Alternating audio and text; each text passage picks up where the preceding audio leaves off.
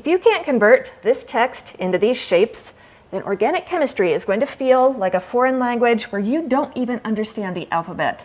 So most students who fail organic chemistry do so because they don't understand the geometry of molecules long before the chemical reactions even start. Today, we are going to be fixing your chemistry alphabet. I will be teaching you how to convert condensed structures into skeletal formulas. The very first example is to show you the basic rules, but each and every other example is to point out a specific exam trap or gotcha question so that you don't miss easy points on your next exam. Let's start off with our easiest example. So at its core, a condensed structure is meant to give you information about the order in which atoms are bonded to each other. I will be giving you a 5-step process to convert this into a skeletal structure, but first let's look at our molecular model to get our bearings. So condensed structures are text-based. It lists the 4 carbons in the chain, and after each carbon, it lists what is bonded to them. So CH3, CHBr, CHBr, CH3. Step 1 is to identify our backbone. Here, that is our 4 carbons. 1, 2, 3, 4. We have 4 carbons in a chain. Step 2 is to list the other atoms bonded to each of the atoms in your backbone. So I'm going to be drawing the chain of these 4 carbons and the bonds between them, but with plenty of space after each carbon to write out what else is bonded to it. So carbon 1 is bonded to 3 hydrogens and to carbon 2. Carbon 2 is bonded to carbons 1 and 3, but also to a hydrogen and to a bromine.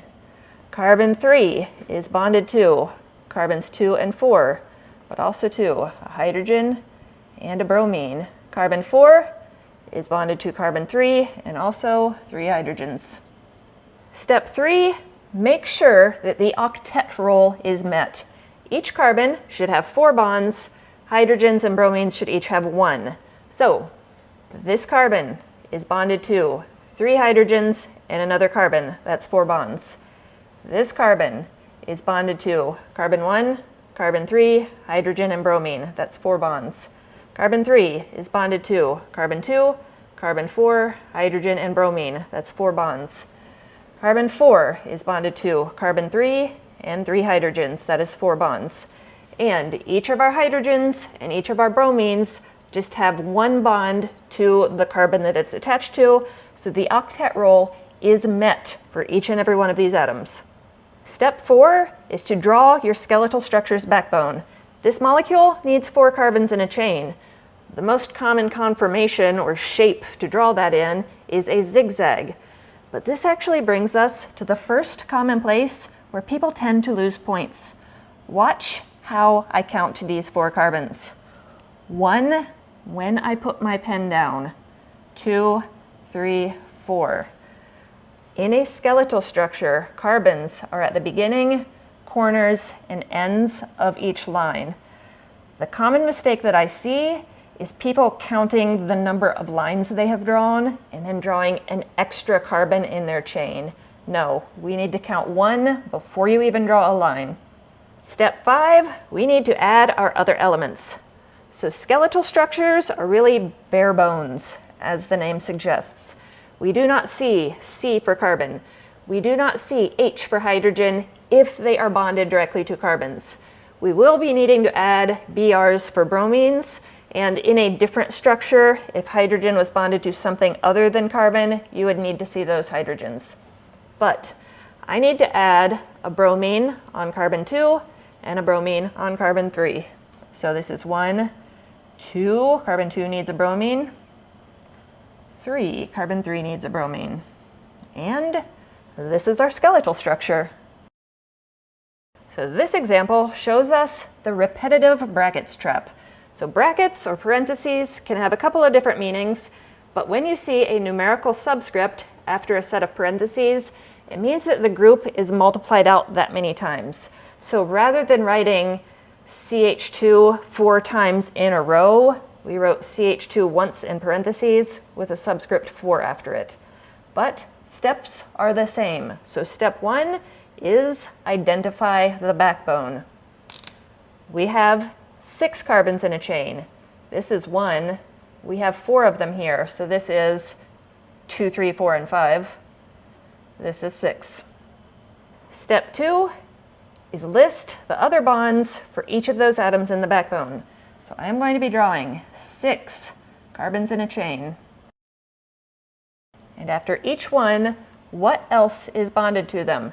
So carbon 1 is bonded to 3 hydrogens. Carbons 2, 3, 4, and 5 are each bonded to the carbon on each side and to 2 hydrogens. And carbon 6 is bonded to carbon 5 and 3 hydrogens. Step 3, make sure that the octet rule is met. Each carbon should have 4 bonds, each hydrogen should have 1 bond. Step 4 is to draw your skeletal structure backbone. Once again, more practice about how I count. 1, 2, 3, 4, 5, 6. And step 5 is to add other elements, but there aren't any here. This is done. Is this oxygen part of the backbone, or is it a side chain? If this oxygen had parentheses around it, a set of parentheses without some numerical subscript saying that it's multiplied that many times would imply that it would be a side chain. But side chain parentheses are not required in condensed structures. So it is hard to tell automatically if this oxygen is in the backbone or not. But step 1 is the same. Identify or try to identify the atoms in the backbone. So we have carbon, carbon, putting a question mark next to this oxygen, carbon, carbon.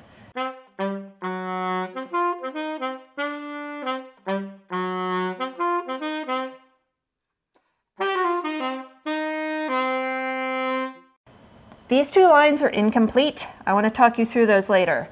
But these 2 skeletal structures are molecules that can both exist, but only one of them makes sense for this condensed structure.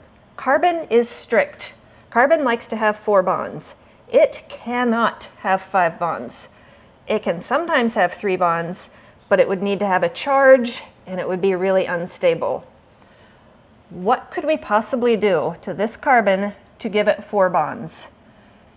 We can't have a double bond between carbons 1 and 2 because this already has 4 bonds. It cannot have 5 bonds. So could we put a multiple bond between this carbon and this oxygen? So let's say that this is a double bond. That makes this carbon have a total of 3 bonds. It wants 1 more. That would put this oxygen up to 3 bonds. It wants 1 less. That's unhappy. So that wouldn't make this diethyl ether. That would make this the ether bunny. And you do not want to mess with the ether bunny. If you see an oxygen and you are tempted to just shove it into the backbone without checking if the octet rule is met, you could be visited by the ether bunny. This ether bunny is a thermodynamic nightmare. This ear is broken. This ear contains a carbon that is desperate to bond to anything and everything it can. It will bite your grade in half. And just trust me, this was me at age 7. As you can see by my face, I was blissfully unaware of the thermodynamic nightmare I was sitting on. I didn't know about the octet rule. I didn't know about valency. I was innocent. You are not. If you get into a situation where it's hard to figure out how to get a structure with a certain backbone to meet the octet rule, consider a different backbone. Let's apply step 3 to this. Does this meet the octet rule? Let's concentrate specifically on carbon 2 because right now that's the one that doesn't meet the octet rule in the way that I drew it. This has 3 bonds, it wants 4. This oxygen has 1 bond, it wants 2. There's a really simple fix that we can do to make both carbon 2 and this oxygen happy. Ta-da! Add a double bond. That was a much easier fix than whatever we were trying to do up here. Therefore, this oxygen is a side chain. And here we have another exam trap or gotcha question, but steps are the same. Step 1, identify the atoms in the backbone. 1, 2, 3, 4. Step 2, figure out what is bonded directly to each of those atoms in the backbone. Carbon 1 has 3 hydrogens and the next carbon. Carbon 2 has carbon 1, a hydrogen, and carbon 3. Carbon 3 has carbon 2, a hydrogen, and carbon 4. Carbon 4 has carbon 3 and 3 hydrogens. And step 3 is determine if the octet rule is met for each and every atom. The answer here is no. It is met for carbons 1 and 4. They are each bonded to 3 hydrogens and the neighboring carbon. It is met for all of the hydrogens. All of the hydrogens have one and only one bond. But we have a problem with carbons 2 and 3. They have the same problem. They are each bonded to a hydrogen and 2 neighboring carbons. They are each missing a bond. It would be really, really easy to jump ahead, go straight to the skeletal structure and just say, done, but this is wrong. We need to make sure the octet rule is met, and that means the bond between carbons 2 and 3 needs to be a double bond. If it is a double bond, these carbons each have 4 bonds. This is our structure. Another grade killer is when you have a carbon that a whole bunch of other carbons are attached to. So a quaternary carbon is bonded to 4 other carbons. And when we do step 1, figure out the backbone, I actually suggest that you start with this carbon. This carbon on the left is actually bonded to 3 methyl groups. So I'm going to go ahead and draw all 3 of those in. This CH3 group is multiplied out 3 times, and they are all attached to this. Then we have this carbon, then this carbon. This carbon is now attached to 2 other methyl groups.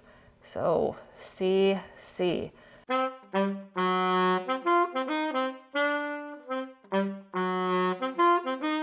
And using this structure, we want to apply rule 3. Is the octet rule met? So for all of the hydrogens, hydrogens need 1 bond. They have single bonds to their neighboring carbons. So octet rule is met for all of the hydrogens. If you were to go through this molecule and look at each and every carbon, you would see that it lists 4 atoms that are bonded to it, and that means the octet rule is met for each and every carbon if we assume that everything is a single bond. So step 4 is to draw the skeletal structure's backbone. The way I like to do this is find the longest continuous chain first, count how many carbons are in it. 1, 2, 3, 4, 5. I'm going to draw a zigzag with 5 carbons. Remember 1 when you put the pen down. 2, 3, 4, 5. And we need to draw our side chains. If this is carbon 1, that means this is carbon 2. It needs 2 other methyl groups attached to it. So I'm going to draw 2 more lines. This, no other methyl groups. This does have another methyl group, so I'm adding another line. This is good. So this is our skeletal structure. And once again, that common mistake that I see is actually this longest chain missing a carbon because people forget this quaternary carbon that does not have anything other than carbons bonded to it. And the last grade killer involves the functional group anchor. You can absolutely convert this into a skeletal structure using the 5 steps I have taught you. It will work. But if you do that, this problem is going to be a lot like that ether bunny problem, where you're not really sure if those oxygens are a side chain or part of the backbone. What you can do to save time is to recognize functional groups. I can promise you that your professor or your teacher has seen condensed structures that end in COOH or maybe CO2H a million times in their life. And every single time, it's the same. COOH is a molecule classified as a carboxylic acid. The carbon is double bonded to an oxygen and bonded to an OH group.